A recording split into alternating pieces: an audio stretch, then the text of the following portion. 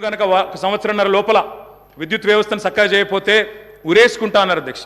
ఇదే శాసనసభలో సంవత్సరంన్నర తర్వాత తుమ్మల నాగేశ్వరరావు గారు ఇంకా పెద్దలు వారందరికీ తెలిసి ఉండాలి, గుర్తుండాలి.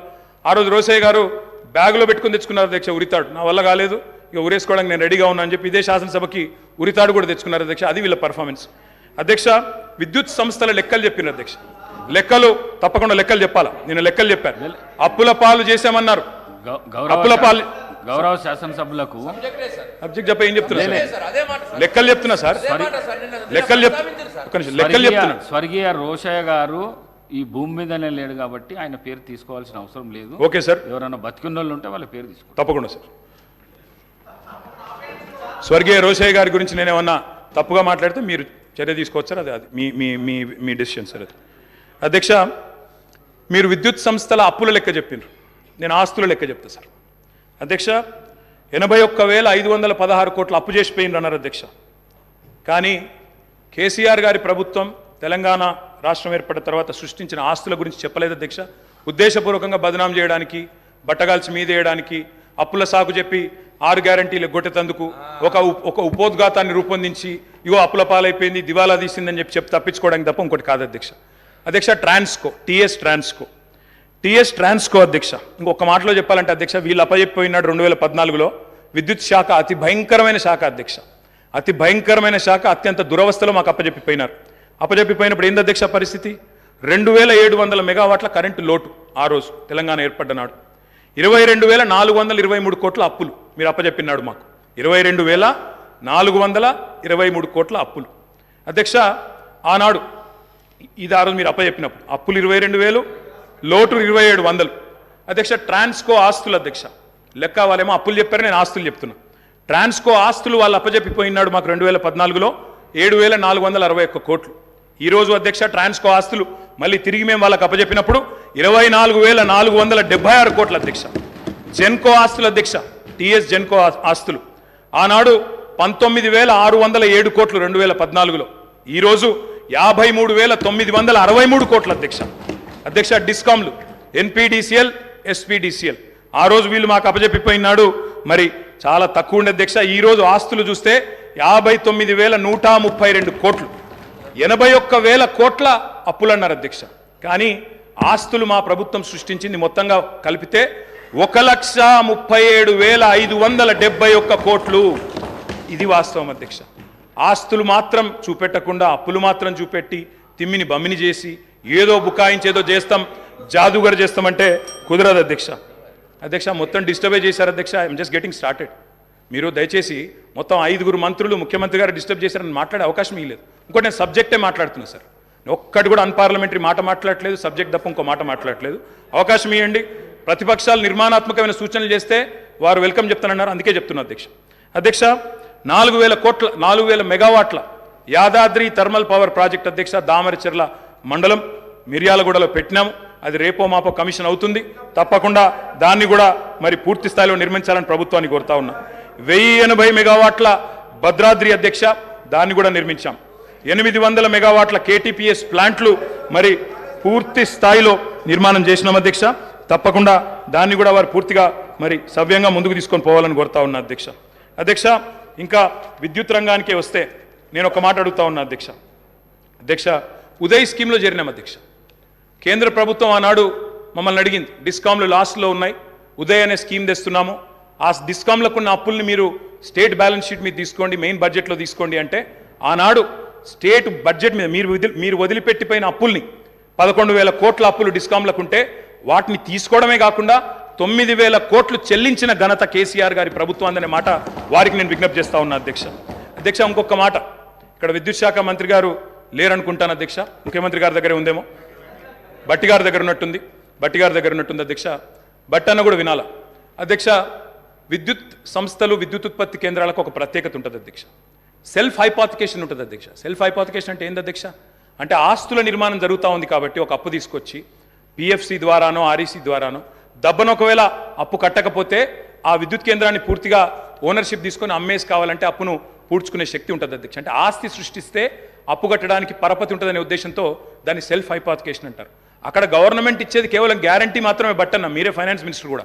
కాబట్టి దాన్ని ఏదో 81,000 కోట్ల అప్పు అని చెప్పి ఇవాళ ఆ గృహజ్యోతి అనే కార్యక్రమాన్ని నుంచి మీరు ఏదో ఎగ్గొట్టడానికి తప్పుకునేటట్టు ప్రయత్నం చేస్తున్నట్టు కనబడుతుంది తప్ప ఇంకోటి కాదు.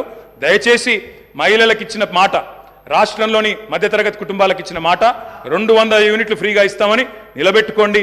అప్పుల కంటే ఆస్తులు ఎక్కువ ఉన్నాయి.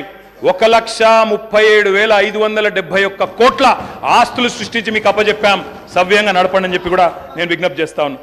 అధ్యక్ష, నేను ఇంకొక మాట అడుగుతా ఉన్నా అధ్యక్ష. విద్యుత్ ప్లాంట్లు కట్టడం తప్ప అధ్యక్ష?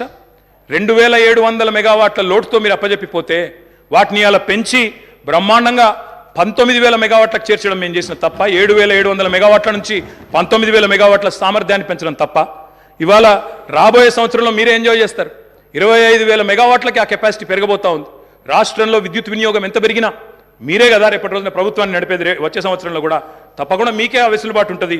Government is a permanent institution అధ్యక్ష. కాబట్టి ఆ విషయంలో బేసిజాలు అవసరం లేదు. మరి మీరు కొంత చేసినారు, మేము ఇంకా బాగా చేసినాం. 7,700 నుంచి 25,000 మెగావాట్లకు తీసుకొని పోయినాం. అభినందించండి.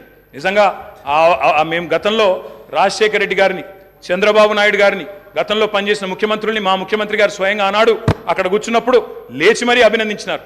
గతంలో పనిచేసిన వాళ్ళు కూడా బాగా పనిచేశారు, మేము కూడా ట్రై చేస్తామని చెప్పాను తప్ప ఎవరూ ఏం చేయలేదన్న మాట అన్నాడు చెప్పలేదు అధ్యక్ష. అధ్యక్ష, ఒక ఛాలెంజ్గా తీసుకున్నాం అధ్యక్ష విద్యుత్ సంస్థల్ని నడపడం, రాష్ట్ర ప్రజలకు నాణ్యమైన విద్యుత్ ఇవ్వడం అనేది.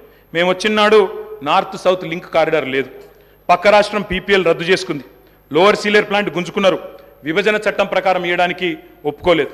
ఇవన్నీ ఉండంగా ఆనాడు ఇవాళ మేము చేసిన కృషి వల్ల మరి తలసరి విద్యుత్ వినియోగంలో ఆనాడు 2014లో 1,196 యూనిట్లుంటే ఈరోజు 2,349 యూనిట్లు, highest in the country per capital consumption of power, number 1 Telangana అధ్యక్ష. విద్యుత్ వినియోగం అనేది మన డెవలప్మెంట్ కూడా ఒక కొలమానం అధ్యక్ష. దాన్ని కూడా ప్రభుత్వం అర్థం చేసుకోవాలని నేను కోరుతా ఉన్నా అధ్యక్ష. ఆనాడు రాష్ట్ర పీక్ డిమాండ్ వాళ్ళు ఉన్ననాడు పీక్ డిమాండ్ వాజ్ 5,661 మెగావాట్స్ అధ్యక్ష. మేము దిగిపోయే నాటికి 15,497 మెగావాట్లకి పీక్ డిమాండ్ పెరిగింది. ఉమ్మడి రాష్ట్రం కంటే మరి పీక్ డిమాండ్ పెరిగింది. వ్యవసాయ మోటార్ కనెక్షన్ల అధ్యక్ష, వ్యవసాయ స్థిరీకరణ చేసినాం కాబట్టే, చెరువులు బాగా చేసినాం, భూగర్భ జలాలు పెంచినాం కాబట్టే, రైతులకు వ్యవసాయాన్ని పండుగ చేసినాం కాబట్టే వాళ్ళు ఇచ్చిపోయినాడు. ఆనాడు 19 లక్షల పంప్ సెట్లుంటే, వ్యవసాయ పంప్ సెట్లుంటే, మా ప్రభుత్వంలో అధ్యక్ష అవి 28 లక్షల పంప్ సెట్లు అయినాయి అధ్యక్ష. ఒక్క రైతులకు విద్యుత్ ఇవ్వడానికి ఉచితంగా 24 గంటల ఉచిత విద్యుత్ ఇవ్వడానికి అధ్యక్ష మేము ఖర్చు పెట్టింది సంవత్సరానికి 1,000 కోట్ల రూపాయలు అధ్యక్ష. మొత్తంగా చూసినట్టయితే అధ్యక్ష 12,000 కోట్ల అధ్యక్ష. సంవత్సరానికి 1,000 కోట్లు, 10 ఏళ్లలో దాదాపు 12,000 కోట్లు ఖర్చు పెట్టినాం అధ్యక్ష. సంవత్సరానికి 10,000 కోట్లు మన్నించాలి అధ్యక్ష. విద్యుత్ ఉత్పత్తి సరఫరా వ్యవస్థను మెరుగుపరచడానికి, అస్తవ్యస్తంగా ఉన్న డిస్ప్రపోర్షనేట్గా ఉన్న డిస్ట్రిబ్యూషన్ చక్కగా చేయడానికి మేము పెట్టిన ఖర్చు అధ్యక్ష 98,726 కోట్లు అధ్యక్ష. మాటలతో, ఊకదంపుడు ఉపన్యాసాలతో, ఎటుబడితే అటు గావు కేకలతో విద్యుత్ సంస్థలను సరి చేయలేము అధ్యక్ష. పెట్టుబడి పెట్టాలి. పెట్టుబడి ఉత్పాదక రంగంలో పెడితే దాన్ని పెట్టుబడిగా చూడాలి తప్ప అప్పు అని మాట్లాడడం అనేది శుద్ధ తప్పు అధ్యక్ష. అధ్యక్ష, మేము ఇంకొక లెక్క చెప్పాలి అధ్యక్ష. వారు మాకు అప్పజెప్పిపోయిన నాడు ఉన్న 400 kV సబ్స్టేషన్లు తెలంగాణలో 6, ఈరోజు 28 అధ్యక్ష. మేము 2014లో బాధ్యతలు చేపట్టినాడు 220 kV సబ్స్టేషన్లు 51. మేము కట్టింది 10 ఏళ్లలో మరొక 52, మొత్తం కలిపి ఈరోజు 103 220 kV సబ్స్టేషన్లు. 132 kV సబ్స్టేషన్లు నాడు 176, ఈరోజు 252. 33/11 kV సబ్స్టేషన్లు ఆనాడు 2,138, ఈరోజు 3,221. కరెంటు లైన్లు ఆనాడు హై టెన్షన్ లైన్లు తీసుకుంటే అధ్యక్ష 2014లో 16,379 కిలోమీటర్లు, ఈరోజు మేము దిగిపోయే నాటికి 28,446 కిలోమీటర్లు. లో టెన్షన్ లైన్లు ఆనాడు 4,89,000 కిలోమీటర్లు ఉంటే మేము దిగిపోయే నాటికి 6,52,000 కిలోమీటర్లు. మరి మేము పని చేసినామా లేదా? ఈ ఆస్తులు శాశ్వతంగా తెలంగాణకు దక్కుతాయా లేదా? మీరే ఆలోచించాలా, చూసే ప్రజలే ఆలోచించాలని చెప్పి నేను కోరుతా ఉన్నాను అధ్యక్ష. రైతు పొలం ఎండిపోకూడదు అనే ఒక కమిట్మెంట్తో ఆనాడు కేసీఆర్ గారు పడ్డ తపన అధ్యక్ష. ఓపెన్ మార్కెట్లో, ఎందుకంటే 2,700 మెగావాట్ల లోటుతో ప్రారంభమైంది మా ప్రయాణం, అందుకే ఓపెన్ మార్కెట్కి పోయినాం. ఎంత ఖర్చైనా విరవకుండా, రైతు పొలం ఎండనీయకుండా 10 ఏళ్ళు నడిపినాం అధ్యక్ష. ఒక్క సంవత్సరం కూడా క్రాప్ హాలిడే ఇవ్వకుండా నడిపిన ఘనత గౌరవ పెద్దలు కేసీఆర్ గారికి దక్కుతుంది అధ్యక్ష. అధ్యక్ష, విదేశీ బొగ్గు దిగుమతితో ఎన్టీపీసీ లాంటి ఇతర సంస్థల కరెంట్ రేట్లు విపరీతంగా పెరిగినాయి అధ్యక్ష. పెరిగిన తర్వాత కూడా మరి వాళ్ళు మా మీద అదనపు భారం మోపినారు. 12,718 కోట్ల ట్రూ అప్ ఛార్జులు మా మీద వేయబోతే, ఆ ట్రూ అప్ ఛార్జులు కూడా వినియోగదారుల మీద రైతుల మీద మహిళల మీద గృహాల మీద వేయకుండా మొత్తం కూడా భరించింది ఆనాడు తెలంగాణ ప్రభుత్వం అధ్యక్ష. 12,718 కోట్ల అదనపు భారాన్ని కూడా మోసినాం. ఇవాళ అప్పులు మాత్రమే చెప్పి ఆస్తుల గురించి చెప్పకుండా తప్పించుకుంటామంటే కుదరదు అధ్యక్ష. నేను అడుగుతా ఉన్నా అధ్యక్ష, ఈ ప్రభుత్వాన్ని మాకు దృఢమైన చిత్తం ఉంది. మోటార్లకు మీటర్లు పెట్టం అని తెగేసి చెప్పినాం. అదనంగా 25-30 వేల కోట్లు నష్టం వస్తున్నా తెగేసి గట్టిగా నిలబడ్డం. రైతులకు అన్యాయం చేయమని చెప్పినాం. ఈ ప్రభుత్వం ఆ మాట మీద నిలబెడుతుందా లేదా మోటార్లకు మీటర్లు పెడుతుందా చెప్పాలని చెప్పి కూడా నేను గౌరవ ముఖ్యమంత్రి గారిని కోరుతా ఉన్నా. రాష్ట్రంలోని రైతులందరి పక్షాన కూడా తప్పకుండా ప్రశ్నిస్తా ఉన్నా.